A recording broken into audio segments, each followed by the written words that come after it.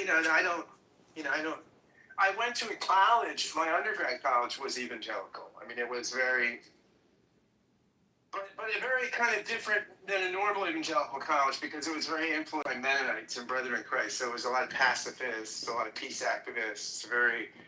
The politics wouldn't have felt like a normal evangelical school, but there was a dry campus. There were no dances on campus. It was an evangelical kind of place.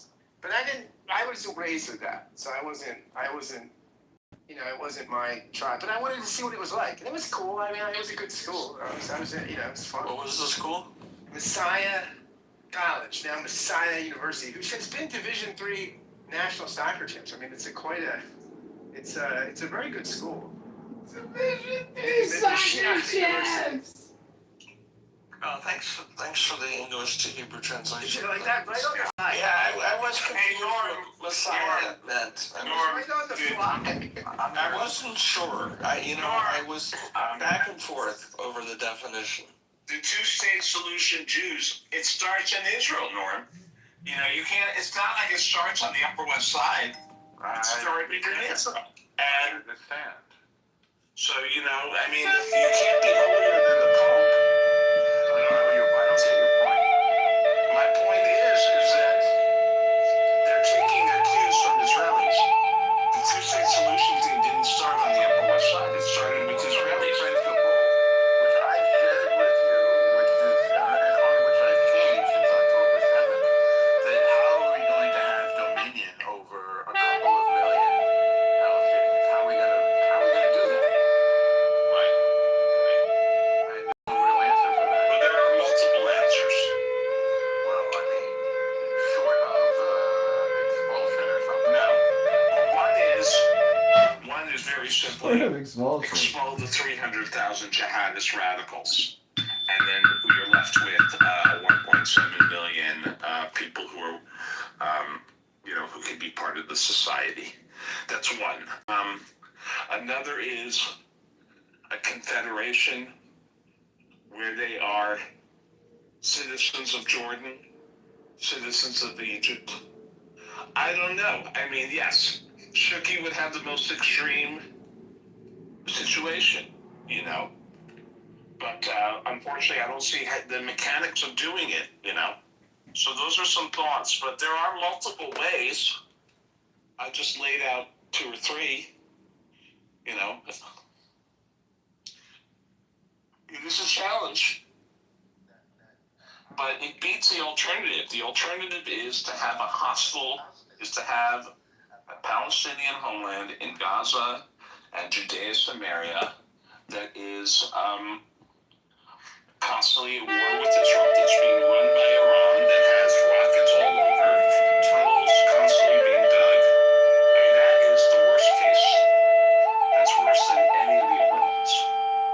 Because it's not going to be, they won't agree to the terms that Israel has put out there, which is a demilitarized state with monitoring systems. They just won't agree with it. They want a state that they can wage war from. And that's why we're in this conundrum. Hey, come on in. We'll sit over behind you when you come in. Thanks. Have a seat. I'll talk to you in a few minutes. Well, I think it's very difficult when you have a liberal society with liberal neighbors, right? And with a bunch of illiberal people that want to come into the state. I mean, you can't. A liberal society where you have gay rights and individual rights and religious freedom. Go ahead, Scott. I'm going to mute it. And what you would think of as normal, right, in the West. I mean, not normal globally because most societies probably are not Western liberal by our standards.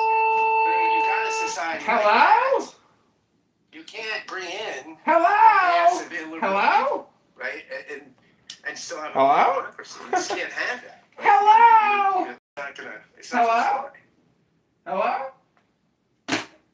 I mean, one advantage America has with our border, and we can debate the southern border and how secure it should be, and how permeable it should be. But the people that come through the southern border are not Americans. They want to be American Americans. They want to work for jobs. They're mostly Roman Catholic. They want Americans. They don't want American society.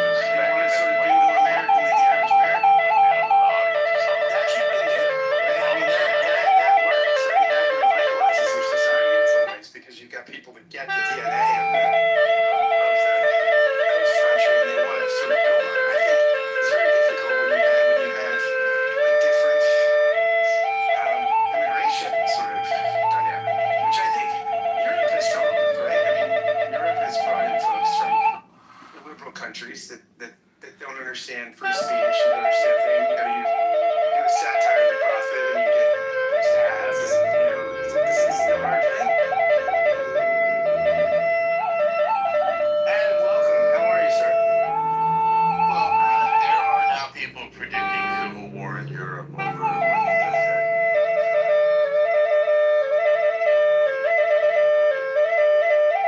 Yeah, T.S. Eliot's No Sword Understanding of Culture is a great book. He gets at this, and he says, it's very provocative, but this is, of course we can have Muslims in England, but they have to be Christian Muslims. And he didn't mean by that they have to convert to Christianity. What he meant by that was we have a liberal, democratic, plural society. We have a sort of state-established church, which allows, a state of monarch, but we allow religious freedom and pluralism and democracy. What he's saying is the Muslims have to buy into that. Right? Or the atheists has to buy into that. Everyone has to buy into this sort of liberal, democratic, pluralistic norm, right? And that's, no pun intended. And that's what you need, right? I mean, if you want to have a liberal society, if you don't have a liberal society, well, then, you don't need it. This is a good book. Notes, what do you call it? Notes on a liberal No society. Swords and Understanding of Culture. And then he has another one. Sometimes in the same book is the idea of a Christian society. Sometimes you get them both in the same. Here's Mr. Jeff, the great Mr. Jeff. I liked when he became Mr. Jeff, like Mr. T. Mr. Jeff was. Here comes Mr. Jeff, the great Mr. Jeff. Jeff, I'm trying to bring you up. Can anybody else bring Jeff up? I can't bring him up. I'm hitting it. Sure, let me Oh, try. there he goes. There he goes. Hey, Jeff. Mr. Jeff. What an introduction. Hello. One of the greats of Clubhouse. One of the all-time Clubhouse great personalities. And in fact, I earned my moniker Mr. Jeff legitimately. It wasn't self-imposed. The great scholar Cito imparted it on me.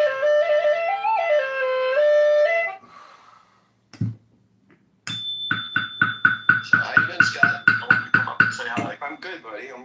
I don't see as many of your friends.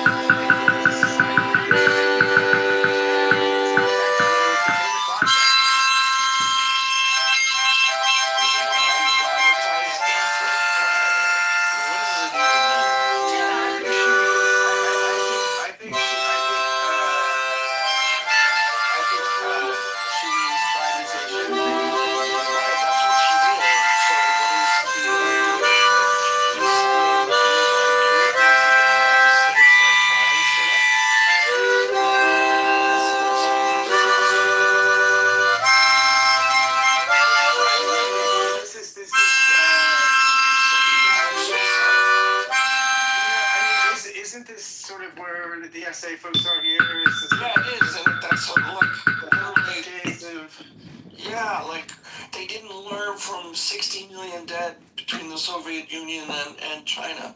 Like socialism just doesn't work.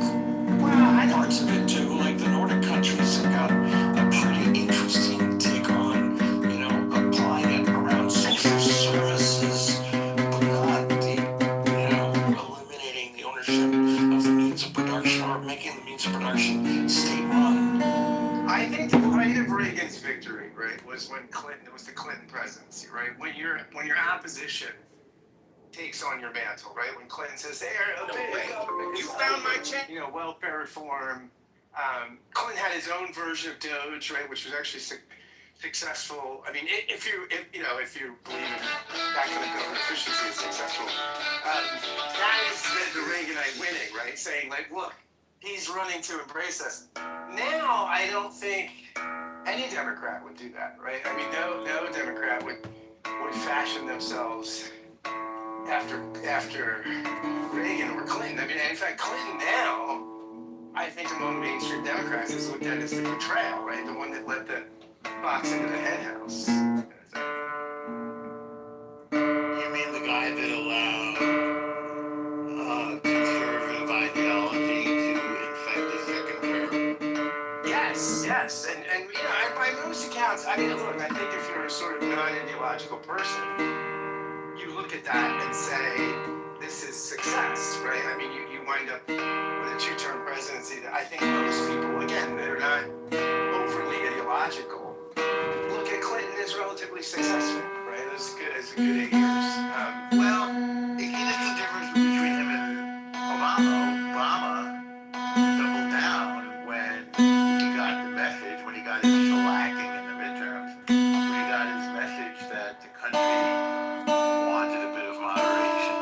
So then he pulled out his pen and his phone and said that he responded to executive orders. I think, at least he said he was. Yeah, and he didn't have the partner that's partners to Clinton. I don't think he had Clinton's capacity to reach across the aisle, or hands across the aisle.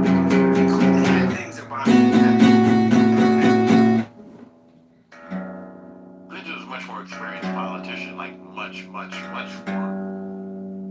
And maybe also a broader vision. I think community organizers, that's a very political position. I think Very well level. Like very large wealth of information. But Obama, though, for Obamacare, he did. I mean, look, he did not come at the Republicans with a left-wing program, right? I mean, he took something that was originally a Heritage Foundation idea, right? This was when Hillary was thinking a more single-payer healthcare reform option in Clinton's presidency, the Heritage Foundation floated the nascent, Obamacare, which became Romneycare, which then became Obamacare. So that was, and Obama did offer, asked Republicans for a lot of help and suggestions, and they just didn't want to do it. I mean, but it did not. I mean, I don't think Obamacare was a left-wing policy, right? I mean, it was a sort of centrist, in some ways center-right, right? I mean, the big critique of it, I think, would be it was a blowjob to the insurance companies, right? I mean, that to get some concessions from the insurance companies, you could argue, Obama gave up the store, right? To get sort of no pre-existing condition bias and stuff like that. I mean, this is not a sort of kind of left-wing, and I think the left would have wanted something different, right? And I don't think anybody on the left is excited about Obamacare, right? I mean, people would want something much more, either Medicare for all or single payer or something like that.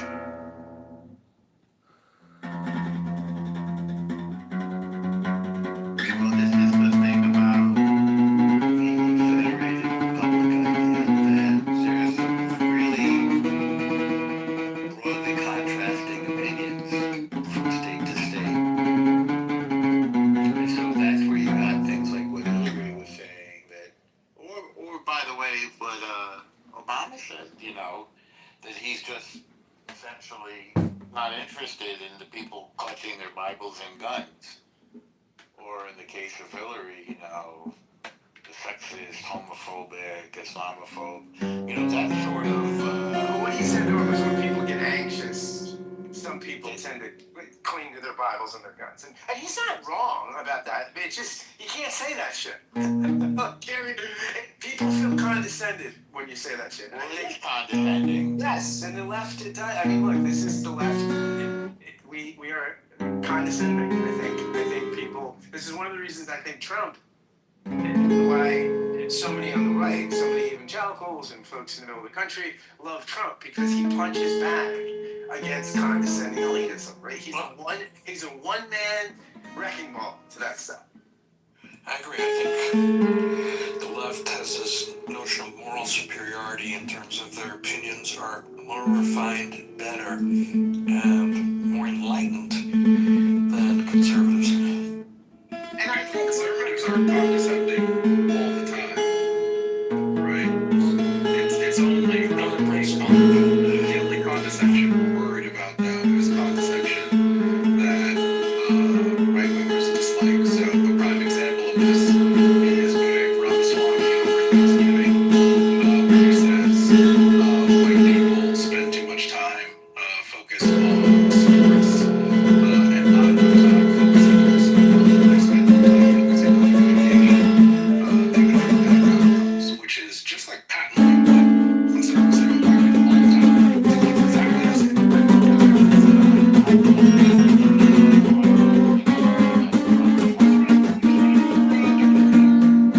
Ohio. Yeah. The Canada. About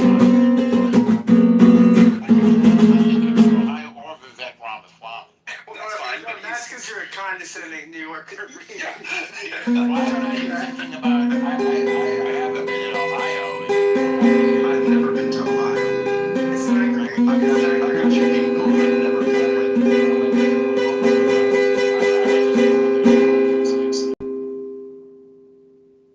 But I'm just making the point that it's only a certain sort of condescension that is viewed as. Well, one is a presidential candidate who eventually won, and one is a guy that most people couldn't even pronounce. I mean, Trump is very condescending to cities, right? To people who live in cities. How is he condescending? He says that cities are hellholes. Haven't heard him say that. You've never heard Yeah, him no, I say haven't that heard cities are of that. hellholes. Yeah. Hello? I Hello? Cities are hellholes. It's time to breathe deeply I wanted to.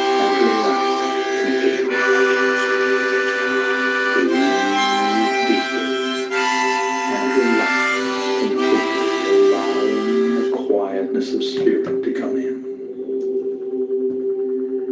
Feel the blood flowing through your arms and legs, through your body and mind, relaxing